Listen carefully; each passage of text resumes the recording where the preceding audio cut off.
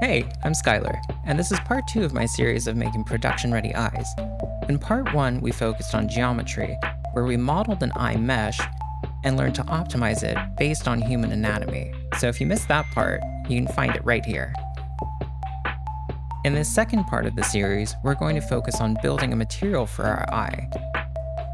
I'm going to show you a material that I've made for this eye in Arnold, and then we'll also learn how to transfer this to V-Ray and other shaders.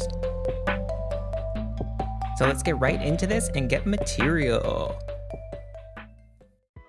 Here we are in the hypershade, taking a look at the Cornea material. And if you haven't used Arnold before, this might look a little overwhelming, but it's actually a really simple setup. And the main star of the show really is this ramp float.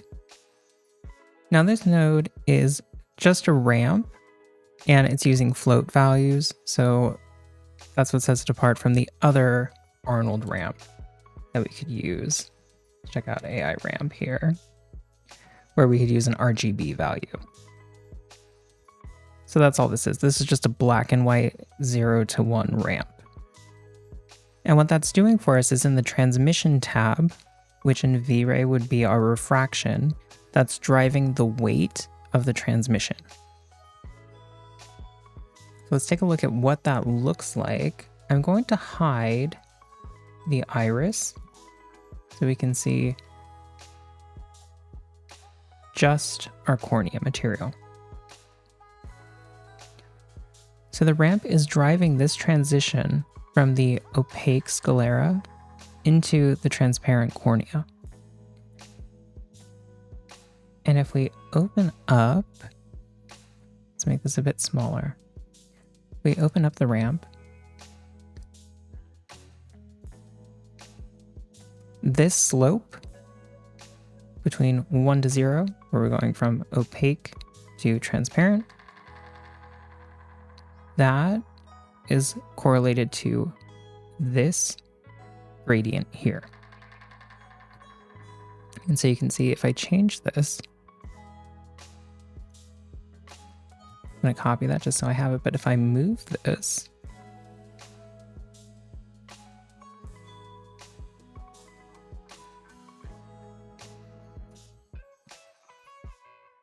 we can see how that's changing the gradient. So you can see now our limbus area, this graduation is much more subtle. And if we turn our iris back on, we can see what that's giving us. We want to catch this ridge, right, to get the darkness of the limbus, but we don't want too much of that to show. So I tend to keep this pretty tight. So our position, you can see before it was at 0.04, we're at 0.15. So before we were at this 0.08. So it's a much tighter transition. I'm also keeping this to linear. Not that it makes a huge difference when we're using one of these ramps, but it just makes the transition a little sharper, a little easier to control. So what this ramp is doing for us is essentially creating a procedural mask. And we could do that with an actual texture if you wanted to paint the mask in a texturing program. But this is a little bit lighter because everything's being done procedurally. And generally, nodes tend to be lighter in the shader and in rendering than having to import a texture. So we should be able to replicate this pretty easily with V-Ray. One of the issues we will run into is that subsurface is built into the standard Arnold shader, and in V-Ray it's not. So if we look at the standard V-Ray material, you'll see we have refraction, so we can plug in our refraction mask here. We can also set the IOR specifically for our refraction, whereas in the Arnold shader, we set that in our specular. But we don't have any subsurface here. So we'll have to approach that a little bit differently when we get there. But here, you'll see other than the specular. This IOR is 1.36.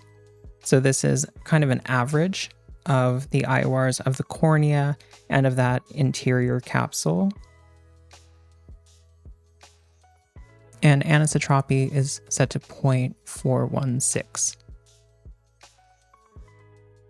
And then I have the subsurface here. And like we've talked about in a previous video, I have our albedo texture plugged into the subsurface color. So Arnold works a little bit differently than V-Ray when we're dealing with subsurface, in that it doesn't take the base color into account. The base color is going to be more of a multiplier of the subsurface effect. So you put your RGB directly into subsurface color and it does the conversion for you, like we've talked about. And then I have a normal applied here. I don't like to do displacement on eyes unless we're going to be really, really close, like an extreme close-up at a really high resolution render, just because it's really heavy. This is going to give you pretty much the same effect, and it's much more lightweight. I've done the same thing with the iris material. And we can look at here. So I have a normal going in. Something different though about the diffuse color here is I'm using a color ramp, and that's going into my color gain in the color balance section of this file node. So I have, we can solo this out, I believe. Maybe not. So here I have the diffuse texture. Pretty simple. And what I've done using this color ramp to the offset is I've set some additional colors to just accentuate and saturate some of these areas. So we're getting a little more green at the center. So this works from this way to this way, right? From left to right. So we're getting a little more green and yellow in here. I'm accentuating these blues to give them more of that cool oceany blue, deepening the ring, but also pushing it more towards this kind of like teal color, and then transitioning into the gray and the white of the sclera. So that's another way that procedurally you can make adjustments to your textures within the shader with simple things like these or a color correct node. And that's a lot lighter, and it saves you time between having to go back to the texturing program and then test out the material, go back and forth and back and forth. And then you'll see this one as well. We have the subsurface color being driven by the diffuse, but also the radius.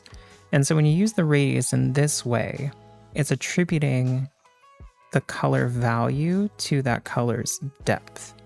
So the amount of that color's contribution is how deep the scattering goes. And this works really well for the iris to give it that kind of glow.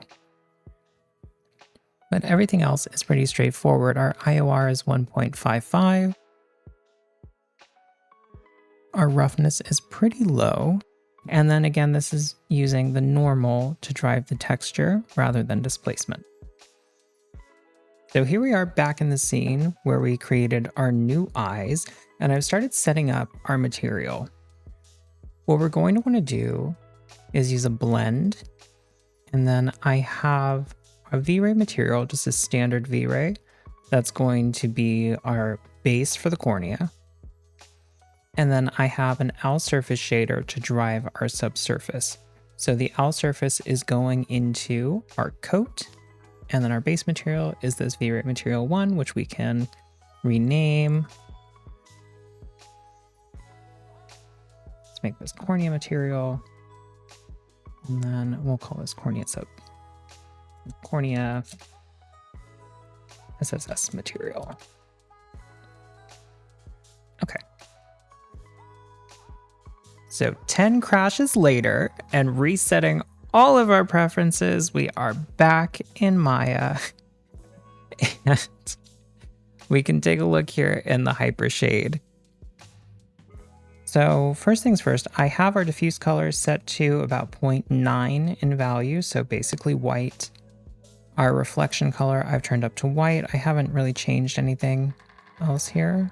Well, let's make it glossy. There we go. And then I'm going to use this ramp to drive the refraction like we talked about. So I brought a ramp in. The AI ramp float we can't use in this case because it is an Arnold node. It doesn't work with V-Ray. So I just wanted to bring this in here to show you. We're going to use a standard Maya ramp. But to make this work for us, we need to make some changes. Right now, and by default, it's set to V, so it's going vertically, right? This isn't going to help us with our eye. And if you think of this square as a preview of the UV space, we want to get this similar to what the UV of our eye material looks like. So we try radial. Not quite. Circular is going to be the one for us. But you'll notice that now our black is in the center and our white is on the outside. So what we need to reveal, so we're revealing the refraction in this case, needs to be in the center. So let's invert this. We're going to bring the white over, black out. I'm just going to like bring this in a little bit. And let's connect it. Something that's a little bit different, you'll notice in the Arnold version, we plugged the ramp into the refraction amount or the transmission amount. In V-Ray, we're going to drag this into our refraction color. And we can take a look at what that looks like. So you see, we're getting a little bit here in the center, but we're going to need to make some adjustments. So tightening up the black and the white is going to give us a better result. So we really want to keep that gradient pretty tight in the limbus area. And to be honest, there's not an exact way of going about this because it's dependent on the scale and the UVs of your specific eye. This surprisingly just got it pretty close, I think, on accident.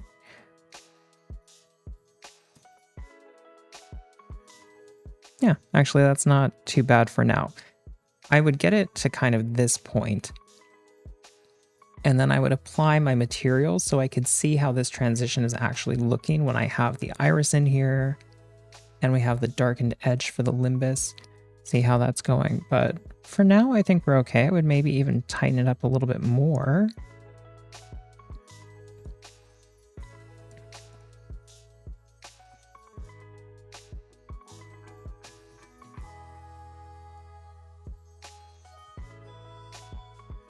Maybe a little too much because now we're going into the sclera. So I'd want to bring this back.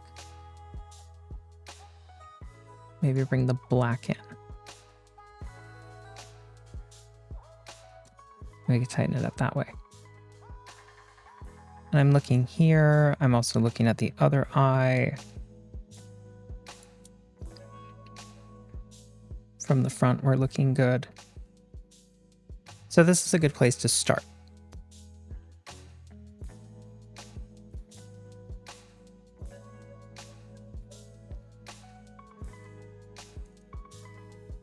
So going back into our material, now we would want to adjust the refraction IOR. So remember, I use an average for this. I average the IOR of the cornea material itself and then the anterior compartment. And I believe, if I remember correctly, that's about 1.38. And we can take a look.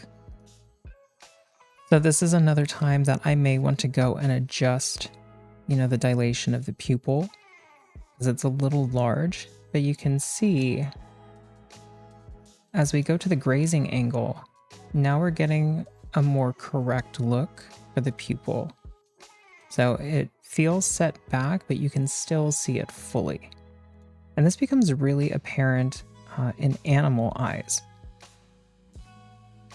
where there's a difference in the way that human eyes and animal eyes appear. and this can be one of those things. You can also tell really easily if the refraction of your material is off, because this will look really strange, or you'll be able to see the other side of the eye through. But we want that kind of distortion in here. And then as we continue to go through, then you would want to add in all of your textures now. So you would want to get your bump map in here. I would use a normal, so you'd want to do normal map and tangent space. Make sure that's set to OpenGL because we're in Maya. And we could plug our diffuse color in as well. I would do that because we're going to use a bit of the diffuse, even though we're blending with the subsurface material. So let's see how we would set that up. With our subsurface, let's just use the standard right now. We'll adjust the scale to fit what we need. And I'm gonna have to turn up the blend first so we can see this. So right now our blend amount is at 50. Let's go to 1. So now we're seeing just the subsurface material as we work with it. Let's go back into here. Now, if you remember from the subsurface video, we need to turn up the subsurface mix so we can actually see the subsurface scattering.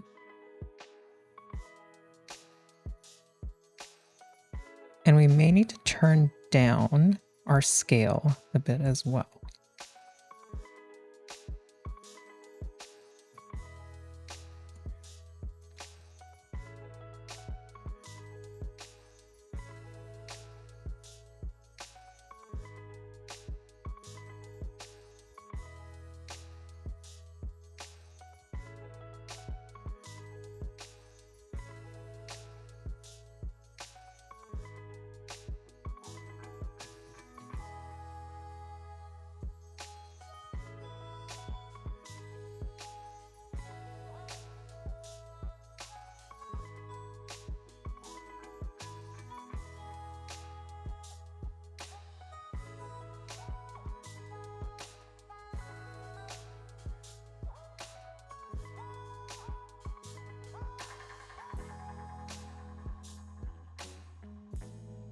So right now I'm keeping my subsurface density scale at 0.6. We could go a little bit lower, but it felt a little too much. And it's going to be difficult to really visualize this before our diffuse map is in here.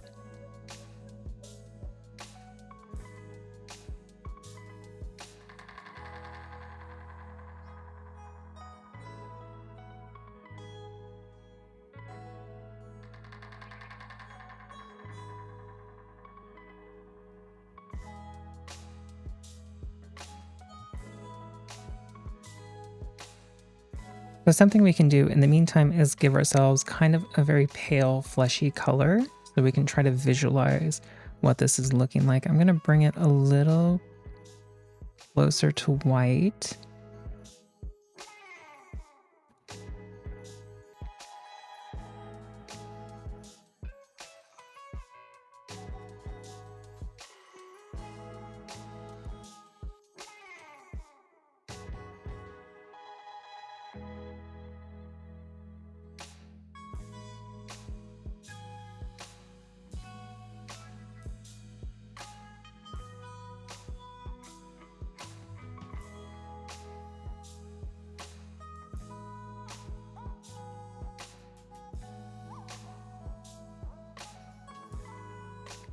So let's try this for now.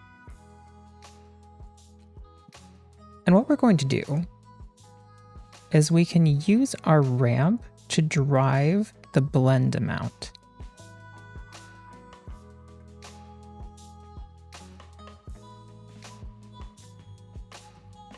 So what we've done here is, you see, now we've confined the subsurface, but it's working against us a little bit, right? Because it's confined to the cornea area, so we'll want to invert that. And we can do that with an invert node. Really what I'm looking for is a reverse node. So we can plug that in and you'll see it's going to invert the value for us. Let's go back to our material and our blend amount. There we go.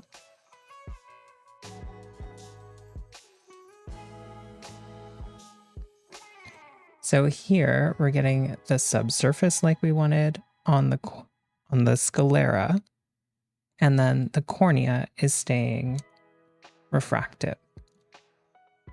So we would continue to set up the material for the sclera using this cornea material.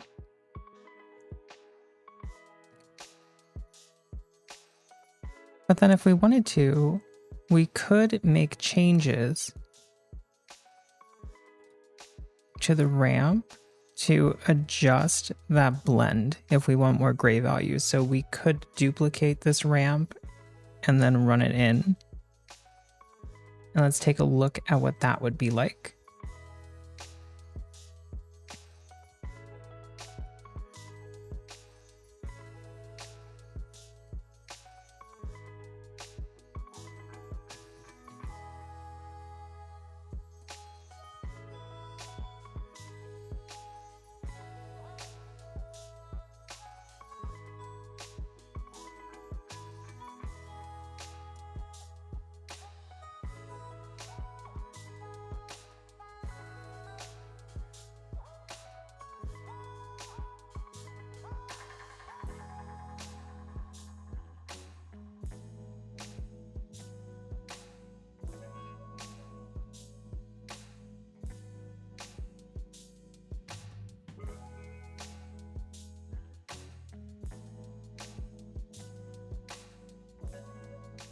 So this way we could get a little finer control over where we're getting that subsurface scattering. You see right now it's mostly to the back, but we could adjust that with our ramp or even remove some of these values. But if I just want more gray,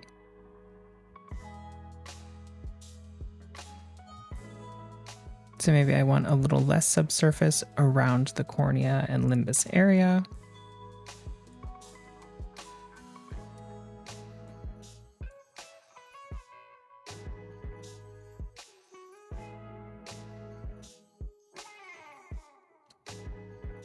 And that's how we would approach that. And then here we have the material finished with all of the textures set in. I just repurposed the textures from my other eye. And I'll walk you through that really quickly. What I've done here in the cornea, I chose to use the second ramp that we inverted to control the blend of the blend material. Our subsurface material, I have a texture map applied.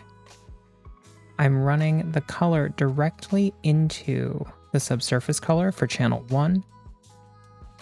And then I've run it through a color correction. All I've done is increase the gamma and the brightness slightly. So that's taken a lot of the intensity out of the diffuse color. So we're getting something a little more natural. I've also put our normal in, and the normal in the subsurface material goes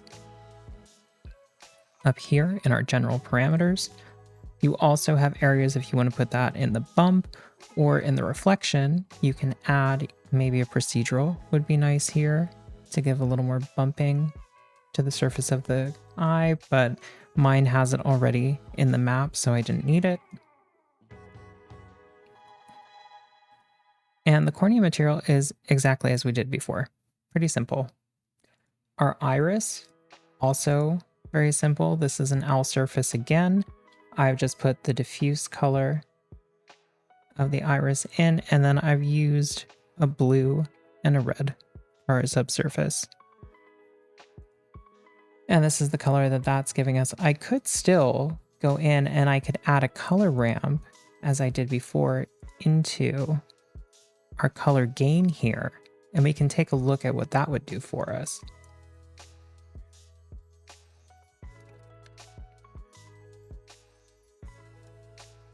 You know, and I can never remember which one is the right ramp. I like to go in here and find it.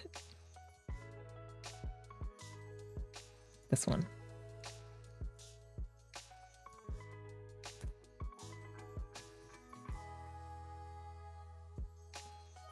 All right, and then I'm going to take this and plug it into color gain.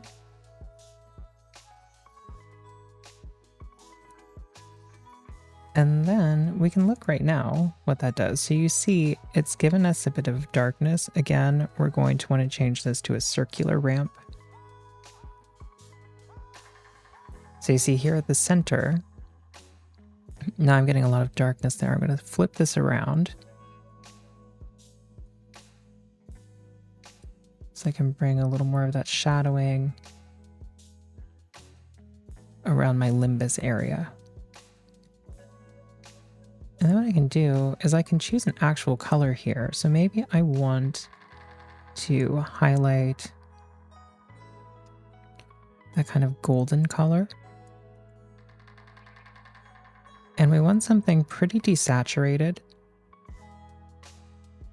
So still in that range, but desaturated so it's not like overpowering. And relatively light. And see, I could change the color of the entire eye if I wanted to, but now I can bring in another color. And this because we have more of a kind of seafoam green. Bring in this and I can adjust where these fall.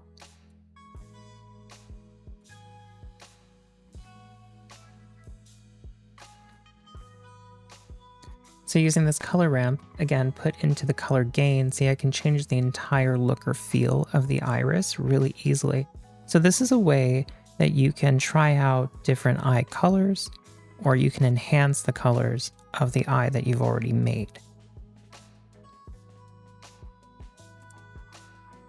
So again, that is using a ramp set to circular. Using linear interpolation here, but you can change to smooth if you like. And I'm plugging that into the color gain in my iris texture. And it gives us that.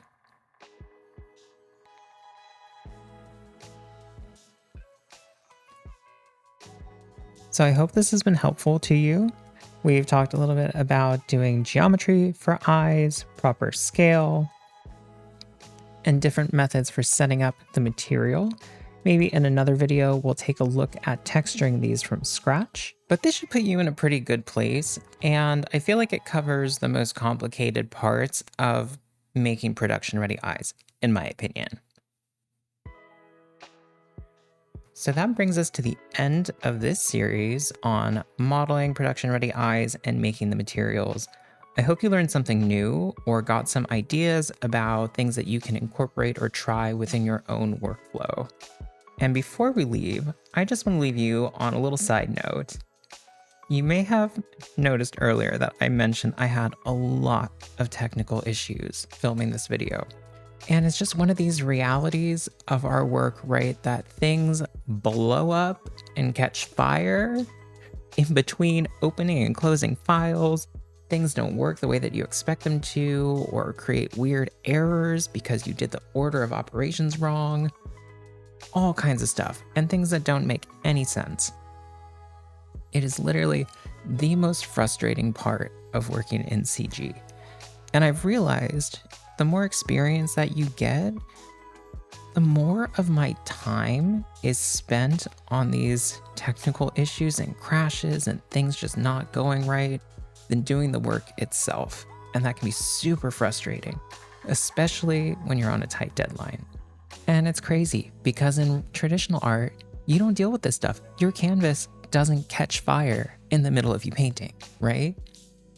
So I've really had to incorporate one of the most important skills, I think, in any art, but it's doubly true in CG, is this ability to bounce back and pivot and kind of correct things when they don't go the way that you expect them to.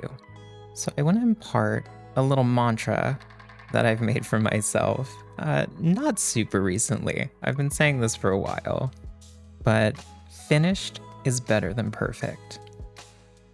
I really struggle with perfectionism, and I don't always bounce back that quickly when something doesn't go the way I plan it to.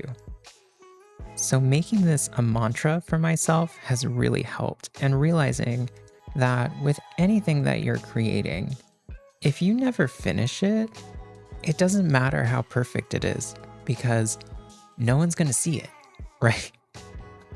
So practice bouncing back, tell yourself that if it helps you. I'm really excited to see the work that you create. So get out there and make something cool. Bye.